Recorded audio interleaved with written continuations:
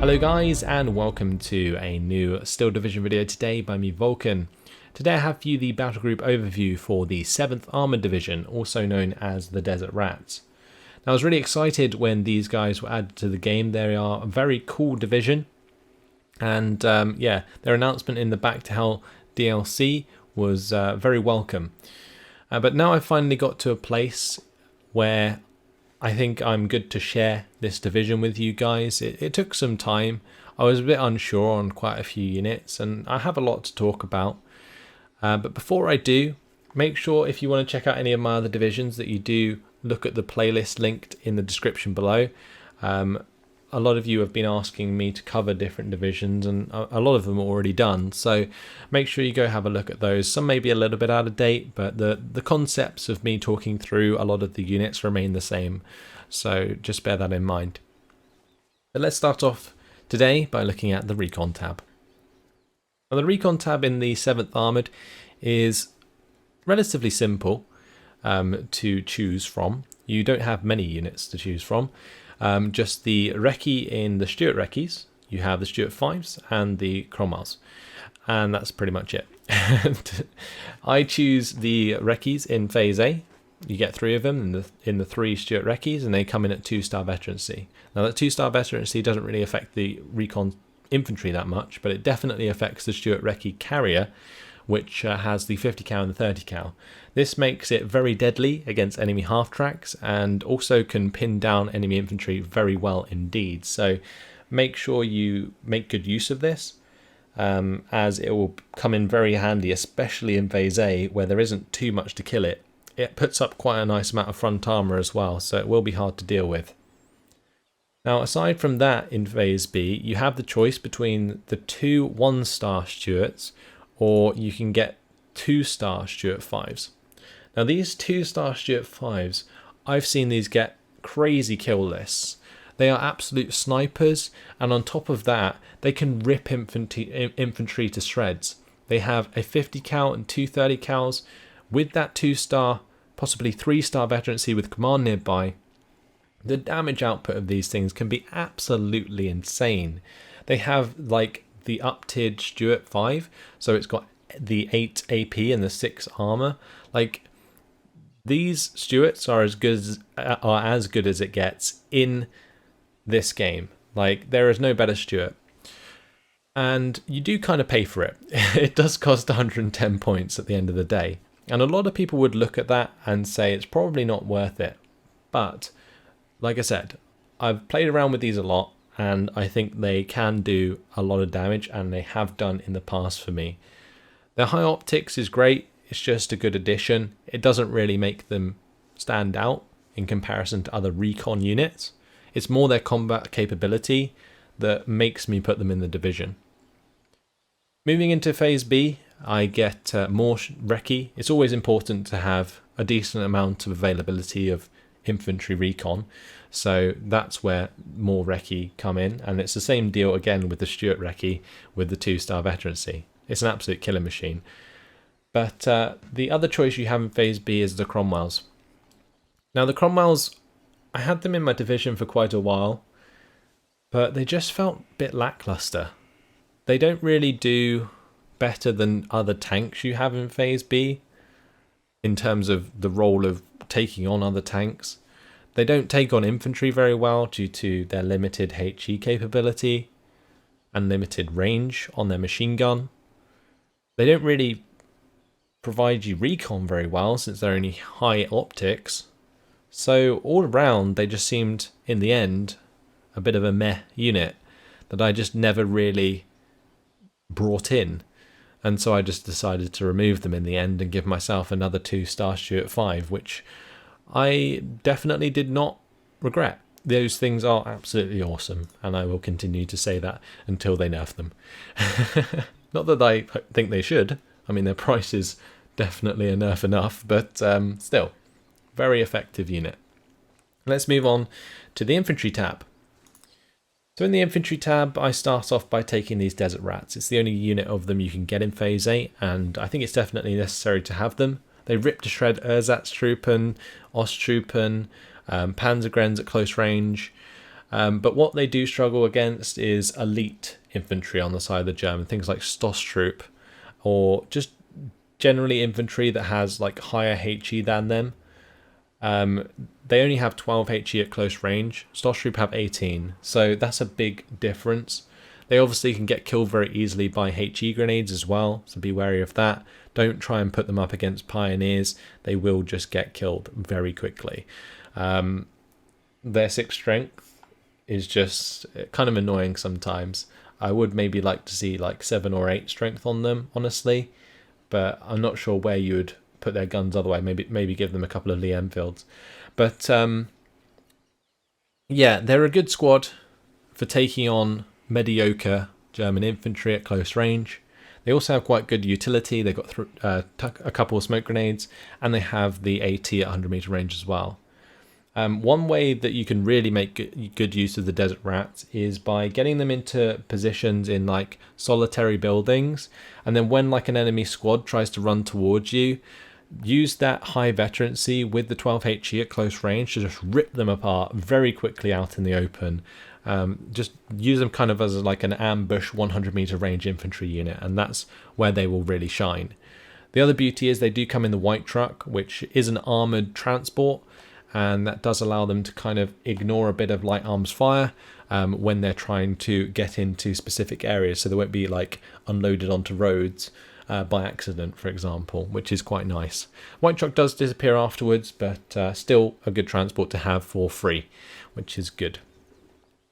Now moving on to the motorised rifles. I only have 1 card for these in Phase A. I think that's enough availability, especially with the amount of fire support you will have from both the Stuart Recce's, the M5 half-tracks that come with the motorised rifles, the Stuart Remies that come with the motorised rifle leader. Like, there shouldn't be a lot of reason why you lose infantry unnecessarily. Like, infantry is just kind of there to take the ground you already made. That's kind of the idea behind the infantry of the 7th Armoured early on, because you're so reliant on other units in Phase A that we will get to later down the line. So that's my reason for lower availability early on, as opposed to bringing 2 cards of motorised rifles. Motorised rifle leaders, definitely necessary in Phase A in this division. Alongside this unit, the only other command you can get is the Ablative Chantry in Phase A for the 7th Armoured, so extremely necessary to have them in here, and at 2-star veterancy does have a really nice big command radius, so well worth having nonetheless. And the great thing about motorised rifle leaders is they have 3 smoke grenades as well, which gives them great utility in order to assist like AT guns they may be standing nearby, or just, you know, smoking units off that are under threat. But generally you won't have this unit as close to units as you're used to, because not only do you have low availability of command, so you don't want it to die, but yeah, the radius is so big that you'll find you'll have units further away than you're used to. So that's Phase A. Let's move on to Phase B. More Desert Rats, can't really go wrong with that. These guys again are good at excelling at close range, especially against mediocre infantry. Avoid pioneers, avoid Stoßtrupp. Motorised rifles. Need more availability of these, another 6 will do me fine. That should get me through Phase B. I don't find I really ever need more availability than that. And then of course more motorised rifle leaders. Again, command still kind of is an issue with the 7th Armoured if you're not too careful. So having more available is always good in the Infantry Tab, and for an armoured division you do have quite a lot of card slots available, and therefore it's worth exploiting that to get a little bit more command where you can. Now the other choice in Phase B is the Vickers HMGs, but I have never really been a fan of these in the British divisions. They have 600 meter range, which is a bit lackluster, and they tend to not really pin down things very quickly. Now it's a little bit different with these guys because they are such high veterancy, but still I feel like they're too defensive to really play into the 7th Armoured well. You really want infantry that can just keep pushing forwards and doesn't really matter if it takes a bit of damage or not. Now the final unit in Phase B is really interesting. You can get Field Engineers, which have a 4-man squad with a flamethrower and 4 smoke grenades. Aside from that, they also come in with the Wasp Mark II, and even better, they're all 2-star veteran. Like, that is just crazy. These guys are awesome for close range engagements, especially in towns. Like, because in towns, the Field Engineers can be accompanied by the Wasp Mark II to really make a difference. In forests, they're okay, but their low strength can really make them suffer against, like, Sturm Pioneers, for example, because Sturm Pioneers have 6 health. And that can make the difference when they only have like 4 strength. They'll die against Pioneers again. They'll probably beat Stosstroop, but it's just one of those things. Like, be careful of their strength. In towns, they work great because they are jumping between heavy cover, and with the Wasp support, works very well. So that's more what they're kind of specialized for, and I think it's always worth having them in the division for that reason. In Phase C, I just focus on having rifle availability. In Phase C, you just need fodder that can run forwards in front of your tanks, because your tanks are really the stars of the show in this division. Speaking of tanks, let's move on to the tank tab. So first of all, we have the Abbot of Chantry. I do have this in my division. Some people, I think, do not. But in my opinion, it's important to have that mobile command that can either accompany your Cromwell 5s or can accompany the Stuarts in the Recon Tab, or even the Staghounds in the Support Tab. So I think this Abbot of Chantry is just great for accompanying those units, specifically the Staghounds. The Staghounds work really well with this thing because it is fast enough to keep up. Whereas if you're kind of relying solely on the Motorised Rifle leaders, I feel like often there will be times where your units do not have command on them, or at least your mobile units in Phase A, and that can really make the difference between whether or not you hit your mark or not. So I think it's important to have the Abbot of Chantry, even though it does have like the only like 4 front armor.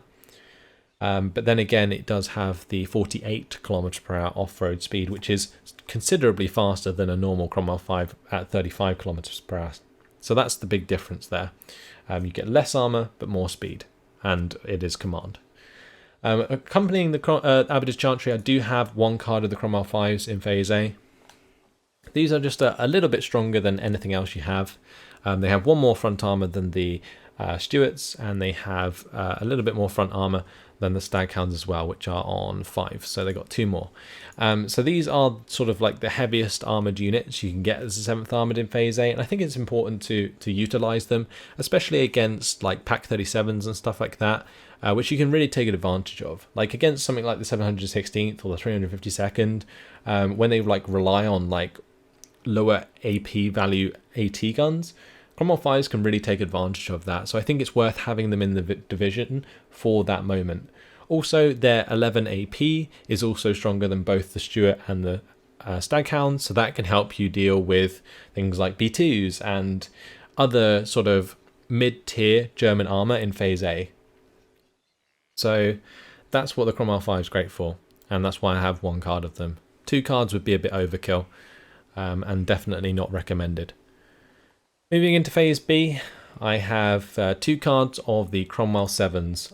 It's no surprise that I love the Cromwell 7s. I always talk about them, especially with the Guards Armoured. Being able to bring in a Cromwell 7 in Phase A is beautiful. But in the 7th Armoured, it's all about the Cromwell 7s in Phase B. They aren't the best tanks you can get, because you can get Achilles in the Anti-Tank Tab, but they do serve a good purpose of sort of pushing an advantage in Phase B. And I always found that the 7th Armoured really worked a lot like the 2nd Armoured French division, in a sense that they kind of build up their push towards the end of Phase A and then really capitalise on it at the beginning of Phase B. And that's really where the beauty of the Cromwell Sixes can come from, because you won't be necessarily up against things like Panthers that early on in Phase B, and it will be enough to penetrate things like Panzer IVs, for example. So it can really be strong in that sort of sense. and that's where they can really come into their own. And they also, you know, can deal with infantry, kinda. They can bounce Pack 38s all day long. And again, in the beginning of Phase B, it's unlikely you're going to be coming up against many Pack 40s unless you make a lot of ground and you're right up near their spawn. So yeah, these things can really just take advantage of a front line that's just waiting to break. And that's what I like the Cromwell 4s for. Now the Cromwell, or that's what I like the Cromwell 7s for.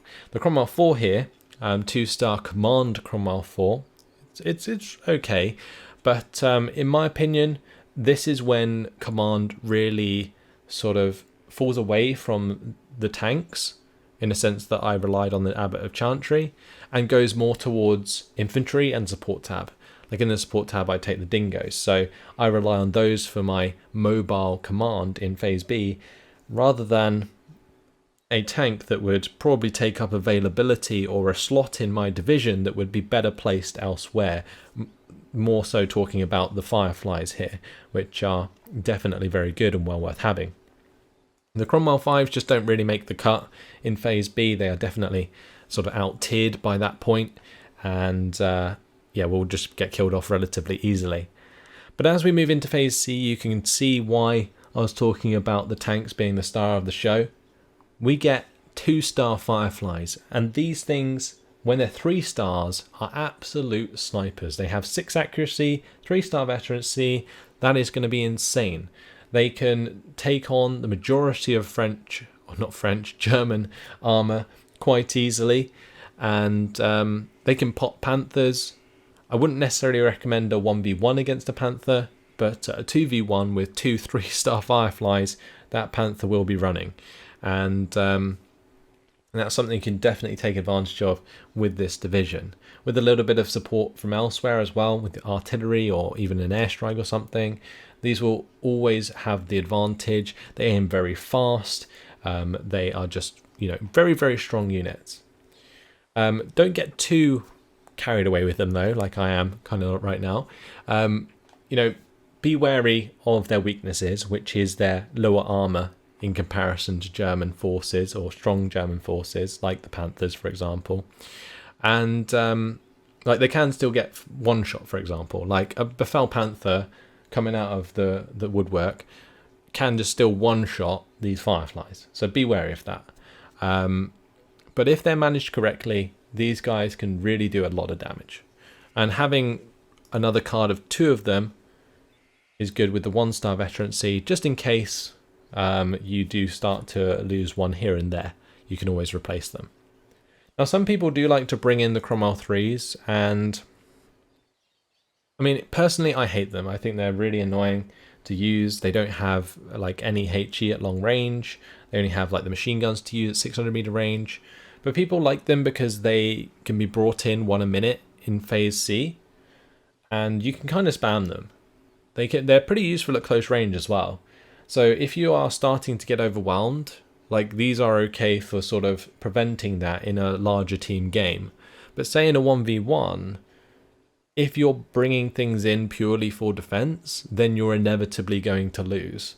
And that's a reason that I don't particularly like having them in the division. You've got to pick units that will help you win, not units that will stop you from losing. That is a big mindset thing that you need to have when you go into Steel Division. Let's move on to the Support Tab. In the Support Tab, I take the Staghounds in Phase A, or 3 of them at least. Some people like to take more, but personally I think the Cromwell Sixes in Phase B and C are extremely important, and they take up 2 of my slots, and then Command and Supply take up the others. So there isn't really room for a second Staghound card, and 3 Staghounds early on with the 1-star veterancy made 2 by Command are actually pretty strong. They're very quick, and they are, you know, pretty accurate as well. 5 accuracy with the 8 AP there. These things can really put the pain on like a weak defense. So if you are not up against something like a Boy to Firefly or like a Panzer IV in Phase A, these things can get through things like Panzer 35s, they can get through B2s, They can break through like loads of half tracks and fire support like 258s. They're just really good for picking off all of those sort of lighter units that the Germans use. They can take on Pumas, for example, and their veterancy is good for doing so. So that's what they tend to be good for, and accompanied by the Abbot of Chantry allows you to, keep their veterancy up and allow them to do their work. Now, I did used to have supply in Phase A, these Bedford supplies, to try and resupply my mortars, but I kind of felt like I didn't bring it in enough to warrant like having it there in Phase A taking up a slot in my support tab, when I could just wait till Phase B and then bring in the supply then.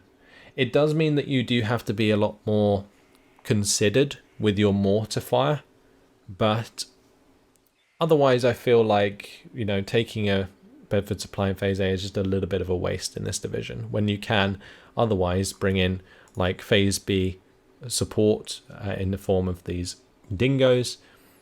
And of course, you get supply in Phase B anyway, and you get the Cromwell Sixes.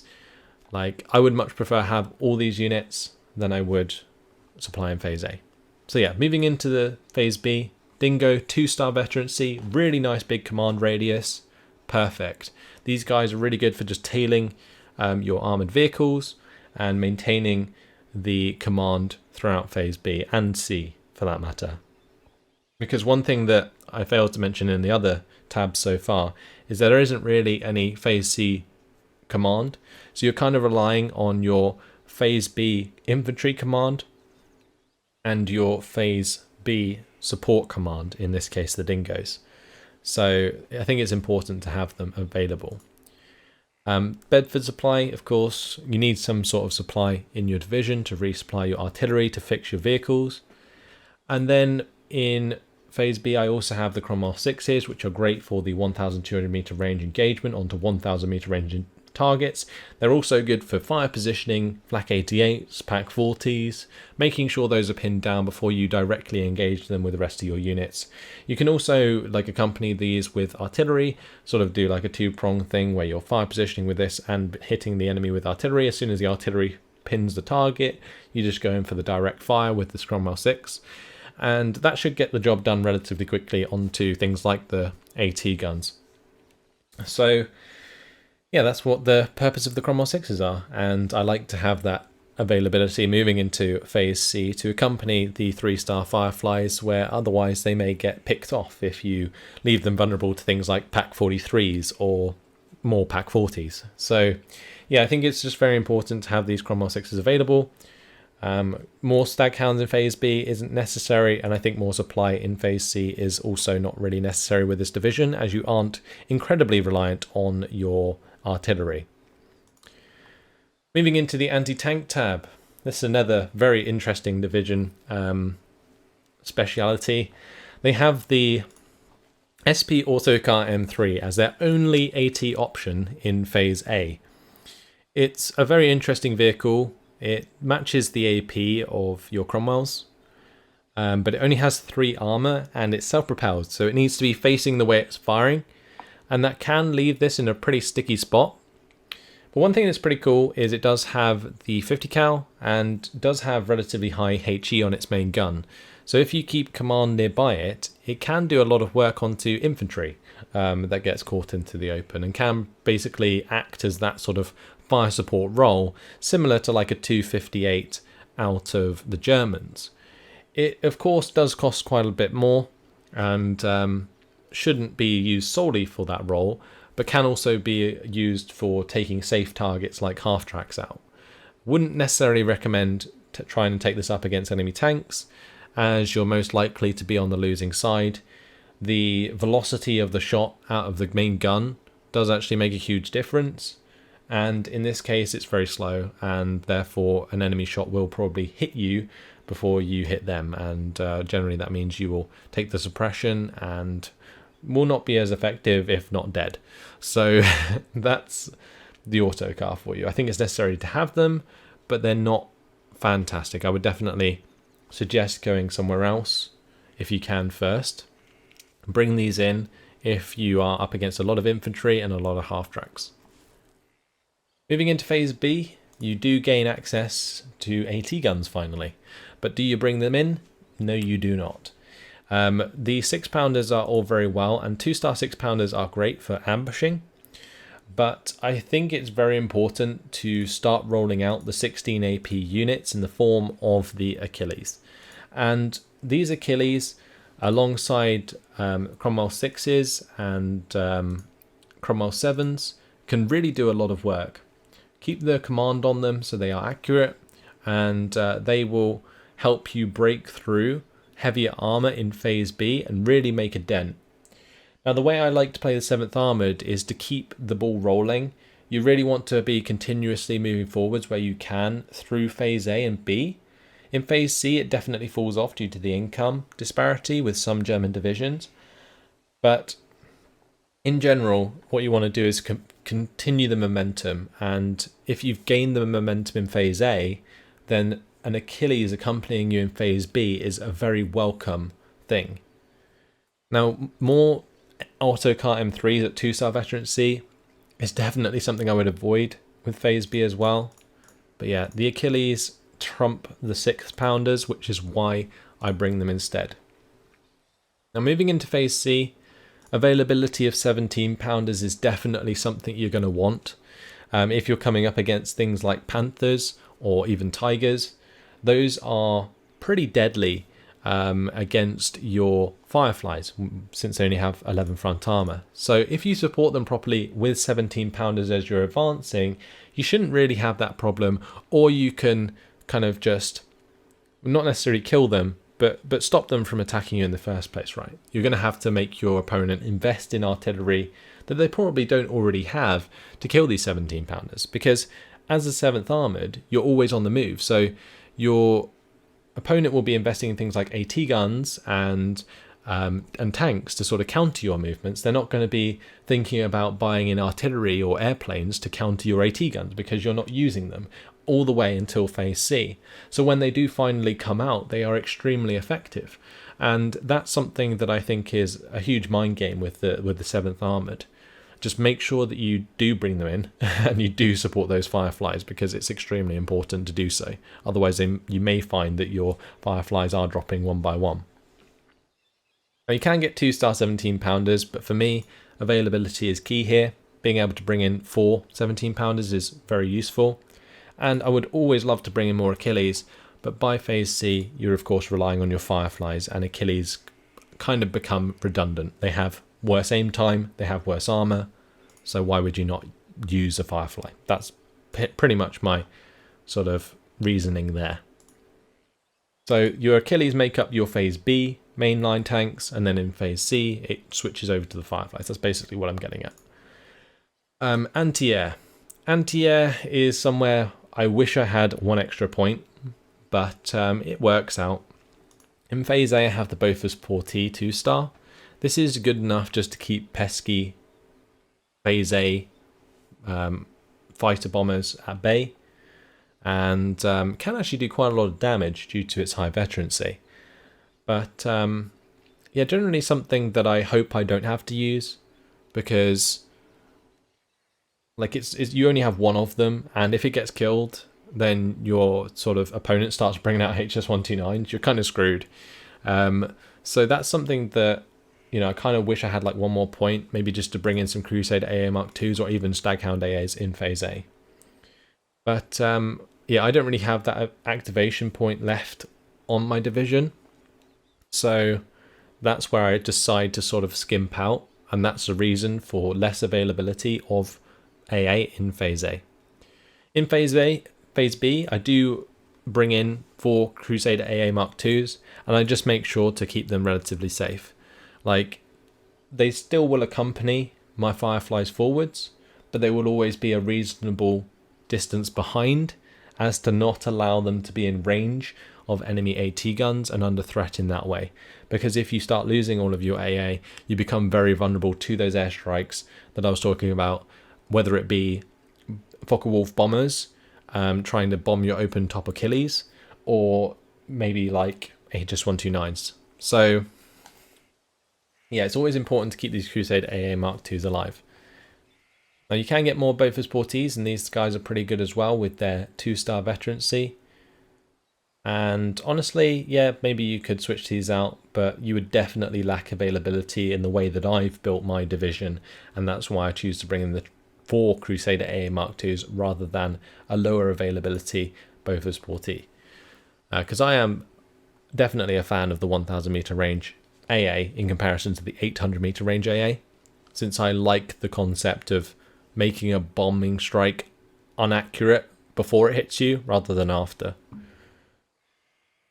So if we jump over to the Artillery tab, we can see that in Phase A, I am bringing in the 1200 meter range mortars. I think this is the best choice you got here. You can bring in 2-star 2-inch carriers, which will fire very quickly, but the 700 meter range is very restrictive in a lot of cases, and considering you only have 3 activation slots available in the Artillery tab, I think this is the best choice for Phase A. It's just as simple as that. The 1200 meter range gives you so much more versatility. You still get the smoke you need, and you just got to be very concise and considered with your mortar fire, because you won't have supply until Phase B. But in Phase B, I accompany myself with a 1-star Sexton. I'm not really a fan of unvetted Sextons. I think they are incredibly inaccurate sometimes. So a 1-star Sexton works well for me, and I will of course bring in probably a command to sit with that, and maybe my 3-inch mortars to make them that little bit more effective in that phase for if I need to take out any AT guns that are getting in my way that I can't deal with Cromwell Sixes, or maybe just to counter battery enemy artillery. That is the primary purpose of this Sexton in Phase B. You can bring in more availability, but like I said, experience for me on the Sexton is key. Now in Phase C, you can get 3 25-pounders, which are 2-star veterancy. With command nearby, 3-star veterancy 25-pounders are extremely effective. Not only are they accurate, they fire very quickly, and they can definitely put the pain onto any units that are getting in your way. So accompany these with like a Cromwell 6, like I said previously. You can overwhelm enemy static defenses very easily. Things like IG-18s, IG-33s, Pack-38s, Pack-40s, Pack-43s. Like 25-pounders will deal with those units very easily. You do get Cromwell 4 OPs in Phase B. I didn't mention these previously because they are absolutely trash. They do, of course, give you that off-map capability, which can be useful for sort of indirect fire, but Sexton's just so much better choice in Phase B. And yeah, I like to have those 25-pounders in Phase C, just in case there's anything that's significantly in my way that I want to get rid of. Now, finally, moving on to the Heir Tab. My Heir Tab is very meager. Honestly, people may shun me for my Heir Tab, but it's not something I necessarily rely on with the 7th Armoured at all. Especially considering I don't bring much anti-air either. So by limiting myself on AA, I also kind of have to limit myself on an Air Force. And since your fighters aren't the best, it's kind of like a weird place to be with this Air Tab. But let's just go through my units and I'll explain why I bring them. So these mosquitoes, Recon mosquitoes, overpriced, not really great. Just wouldn't recommend bringing them in. Spitfire Mark 9 in Phase A. I do bring in one of these with the 1-star veterancy. The 10HE can really just help you pin down something that's getting in your way, whether it be a couple of AT squads or maybe even like an AT gun. You know, just make sure you pin it down, even like a tank engagement early on. Maybe you just want to like pin down a B2 so that your Stuart 5 can rush it down. Like, that's just the beauty of the Spitfire Mark 9 early on. It just allows you to take those engagements by pinning your opponent first. And that's basically what it's there for. I wouldn't necessarily recommend bringing it in early on its own, because it is pretty slow and can find itself killed by ME-109s early on. So maybe bring in the Bofors Portee first and make sure it gets out alive, because it can be useful throughout the game. Moving into Phase B, you can start to gain access to these mosquitoes. But the annoying thing about these mosquitoes is they have bad agility. They don't have any payload, they just have their machine guns, and you'd think they'd be pretty nice, but honestly, they just really suffer in a dogfight. They're great sort of interceptors against bombers and stuff, but other than that, they really lose their effectiveness against other fighters, and that's why I just don't choose to bring them in this division. Instead, I opt for more Spitfires, which have like better agility than a Mosquito, but also have a payload. So not only can you use these as your fighters, they are relatively slow, but you have the HE value, the 15 HE there, so that's great. Now you can get Mitchell bombers. These are 2-star Mitchell bombers, and in the 7th Armoured, these are cool units, but they're not really that useful. Like the 2-star is good for keeping them from being panicked too much by anti-air, and therefore their bombing strikes most of the time remain relatively accurate. But for 200 points, I feel like their payload's just a little bit too light. Like they get 8-10 HE power bombs, and these won't kill anything. They have very limited lethality. The only thing they're really good for, I guess, is sort of carpet bombing and pinning down multiple units at once. So you've got to make sure you get that right. And if you're going to use that, use a Mitchell, make sure you are definitely considering your bombing strikes and making sure you're hitting them in the right place. But in Phase B, I opt for the Mosquito Pathfinder. This Mosquito Pathfinder can be used both as an interceptor, so say if you're up against a Festung and those bombers are getting annoying, you can use this to shoot those down. But it also, of course, has those 412 HE power napalm bombs, which are really useful for just melting AT guns that are getting in your way, or just stunning multiple infantry units that are bunched up. And yeah, I just find the Mosquito Pathfinder has quite a lot of good uses against static defenses. So that's why I prefer to use that over, say, a Mitchell.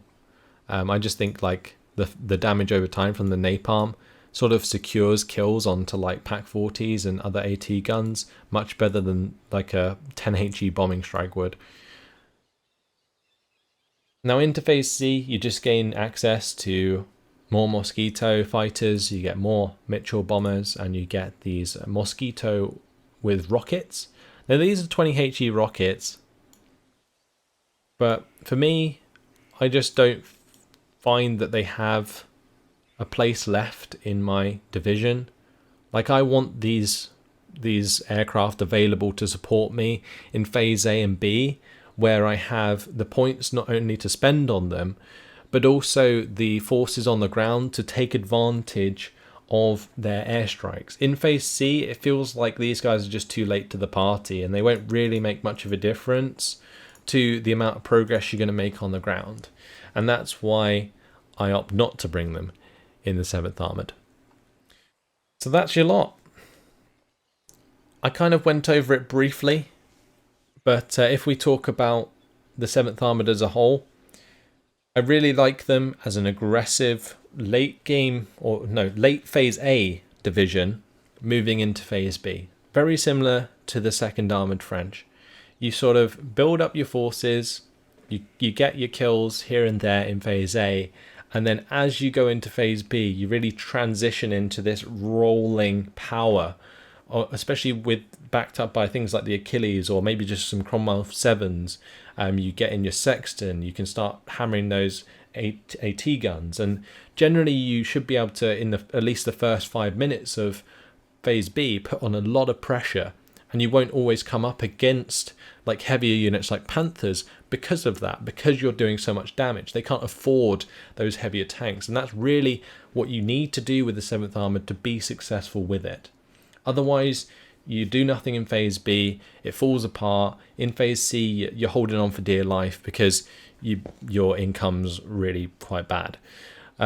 So, yeah, try and be successful in Phase A if you can. If you can't, wait for that Phase B push, and then that's where you really have to make it work.